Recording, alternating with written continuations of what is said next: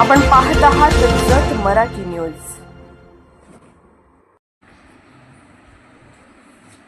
मनसे तालुका अध्यक्ष कृष्णा कोळी यांची ठाम मागणी। जत तहसील समोरील खोकीधारकांना तात्काळ दिलासा द्या।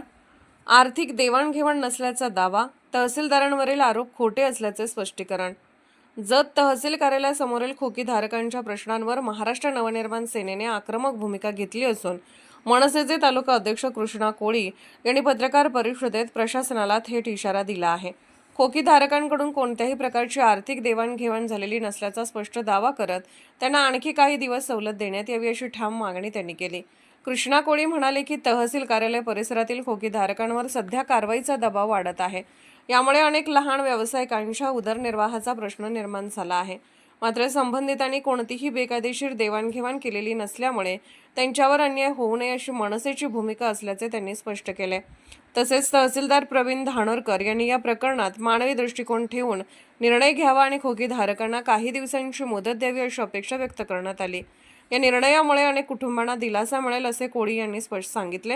यावेळी कोळी यांनी स्पष्टपणे नमूद केले की तहसीलदारांवर आलेले आरोप निराधार असून त्यामध्ये कोणतेही तथ्य नाही। प्रशासनातील अधिकाऱ्यांची बदनामी होऊ नये याचीही काळजी घेणे आवश्यक असल्याचे त्यांनी सांगितले।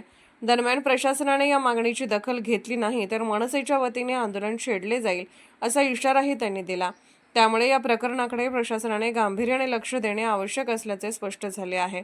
जत शहरातील लहान व्यावसायिकांचा प्रश्न पुन्हा ऐरणीवर आला असून प्रशासन काय भूमिका घेते याकडे सर्वांचे लक्ष लागले आहे। आज तहसील कार्यालयाच्या समोर असलेले सर्व खोकीधारक इथे उपस्थित झालेले आहेत।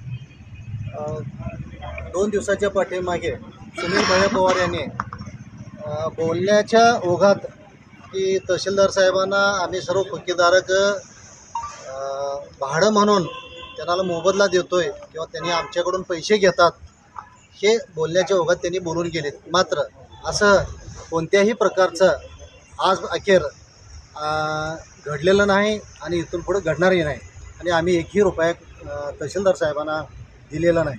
त्यांनी आमच्या एकही रुपयाच्या मिळत नाहीत। दुसरी गोष्ट की तहसीलदार साहेबांनी आम्हाला थोडंफार सहकार्य अजून थोडं दिवस करावं लागेल। पाठीमागं आम्हाला 6 महिन्याची मुदत त्यांनी दिली होती, ते आम्हाला मान्य आहे। आता जस्ट त्यांनी MSCBला पत्र काढल्यामुळं MSCBची माणसं आमच्यापर्यंत कनेक्शन कट करण्यासाठी आलेले आहेत। मात्र आम्हाला थोडंसं अजून थोडीशी मुदत पाहिजे का माननीय गोपीचंद पडळकर साहेबांच्या माध्यमातून जिल्हा परिषदला प्रस्ताव हा प्रलंबित आहे।